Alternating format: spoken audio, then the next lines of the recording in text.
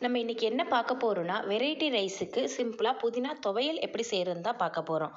புதினா துவையல் செய்ய தேவையான பொருட்கள்: துருவிய தேங்காய் கொஞ்சம், வரமிளகா 4, 5, கொஞ்சம் புளி, பூண்டு, சின்ன வெங்காயம், புதினா. புதினாவை அலசி கழுவி எடுத்து வச்சுக்கணும்.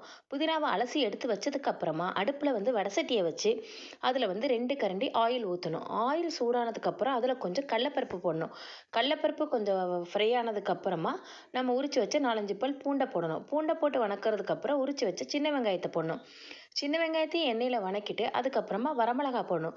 வரமிளகா அவங்கவுங்க காரத்துக்கு தகுந்தாப்புல போட்டுக்கோங்க. வரமிளகா ஃப்ரை ஆனதுக்கு அப்புறமா நம்ம கழுவி வச்ச புதினாவையும் அதில் போடுங்க. புதினா நல்ல எண்ணெயில் வணங்கினதுக்கு அப்புறமா நல்லா வணக்கணும்.